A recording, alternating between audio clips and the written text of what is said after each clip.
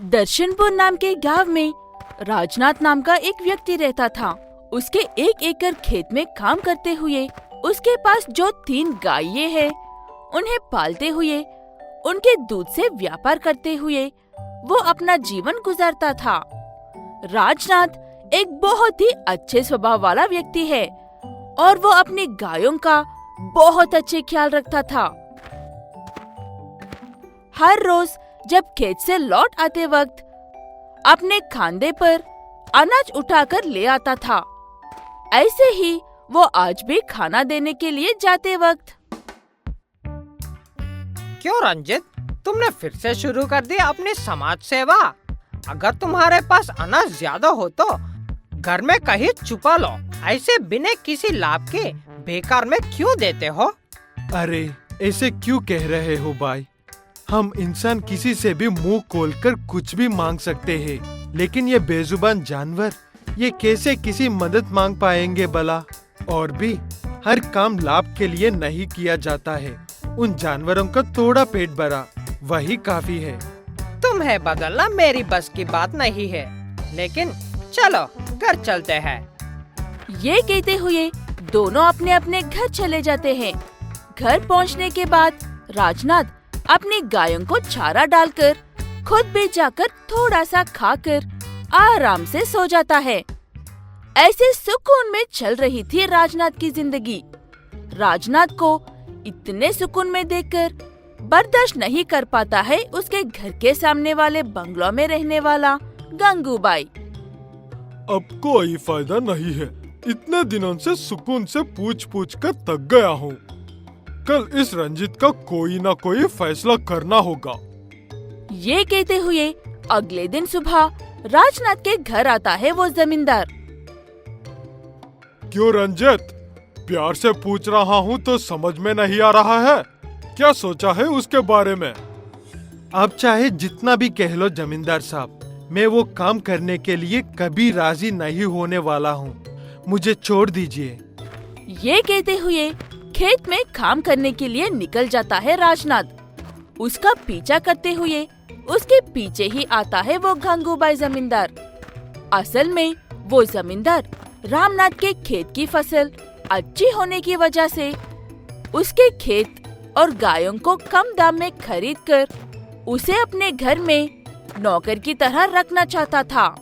लेकिन उसके कितना कहने पर भी राजनाथ उसकी बात नहीं मानता।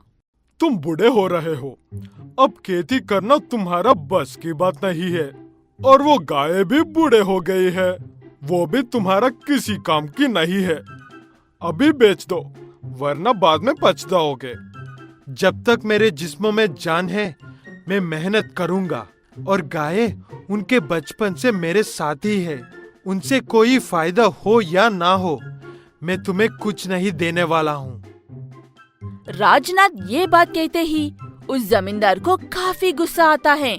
उसके बाद जब राजनाथ हर रोज की तरह शाम को घर जाकर सो जाता है, तब गंगूबाई चुपके से उसकी गायों के घास में किसी तरह की दवाई मिला देता है और वही दवाई उसके खेत में भी मिला देता है। अगले दिन सुबह राजनाथ उठकर देखा तो उसकी सारी गायें जमीन पर पड़कर अपनी आखिरी सांसें ले रहे थे। ये क्या हो गया है मेरे गायों को? ये ऐसे क्यों पड़ी है? अब मैं क्या करूं? हे ऊपर वाले। ये कहते हुए घर के बाहर आने से पहले, और रंजित, पता नहीं तुम्हारे खेत को क्या हो गया है। वहाँ पर एक भी पट्टा बचा नहीं, एक बार जाकर देखो।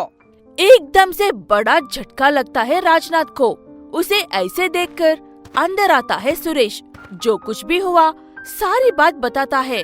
तब सुरेश, घबराओ मत रंजित, मैं यहाँ पर गायों को संभलता हूँ। तुम जाकर खेत में क्या हुआ है देख कर आओ। वहाँ से भागकर जाकर खेत को देखता है राजनाथ। बिल्कुल सूखा पड़ा खेत एकदम से अपने आप हरा भरा होने लगता है। वो देखकर वहाँ पर क्या हो रहा ये समझ में नहीं आता राजनाथ को। तभी वहाँ पर एक तोता आता है।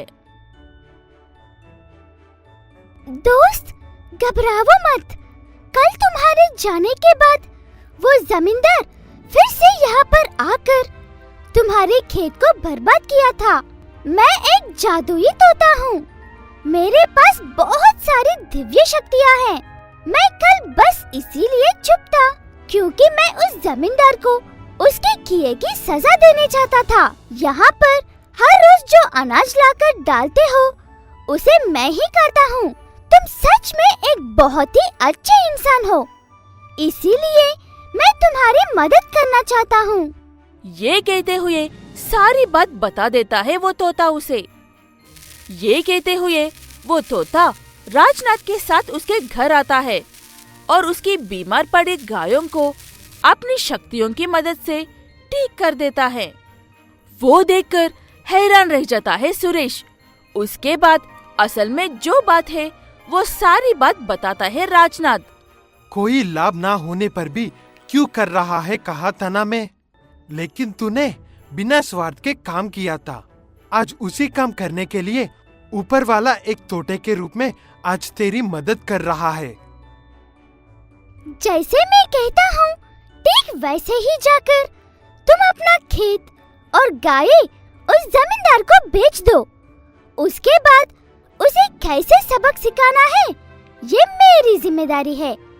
तुम्हारे जीवन के लिए जो चाहिए वो गायें तुम्हें देंगी। ये कहते हुए वो तोता वहाँ से उड़ जाता है। उसके बाद वो गायें अपने मुंह से ढेर सारा सोना, पैसे और खाने के लिए अनाज निकलने लगती हैं। खुशी से वो सब लेकर उस तोते ने जैसे कहा था ठीक वैसे ही अपना खेत और गायों को ले जाकर उस जमींदार को बेच देता है। जब मैंने कहा था ये सब अगर तुम पहले ही कर देते तो इतनी परेशानी उठा नहीं पड़ती थी ना रंजित तुम्हें। काहिर जो भी अब आधे दाम में बेचना पड़ रहा है। ये कहते हुए वो उसे फिर से धोखा देने की कोशिश करता है। जमींदार उसे आधे पैसे देकर वहाँ से भेज देता है। राजनाथ असल बात जानता था, इसीलिए बिना कुछ कहे वहाँ से चले जाते हैं। लेकिन वो जमीन उसके नाम पर होते ही सारी जमीन ढीठ बन जाती है और उस पर लगाए हुए पैसों तक वापस नहीं आते हैं। कम से कम उन गायों से तो कुछ काम करवाना चाहा तो वो सब तोड़ फोड़ करके रख रही थी। गंगू भाई गुस्सा बर्दाश्त नहीं कर पाता और गायों को मारने लगता है। तब वो गायें बहुत ही विशाल होने लगती हैं। हमें ही मार रहा है, तेरी इतनी हिम्मत।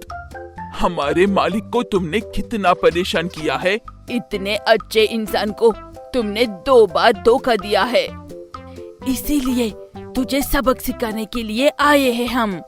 हा हा हा हा। ये कहते हुए वो सारी गायें एक एक करके उसका घर, उसकी गाड़ियाँ और उसकी सारी फसल एक निवाले में खा लेते हैं।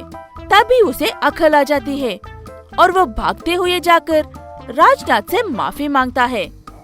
तब से अच्छे से रहने लगता है गंगू भाई। राजनाथ के पास जो संपत्ति है उसी के साथ खुश रहकर दोनों साथ मिलकर काम करते हुए अच्छे से रहने लगते हैं।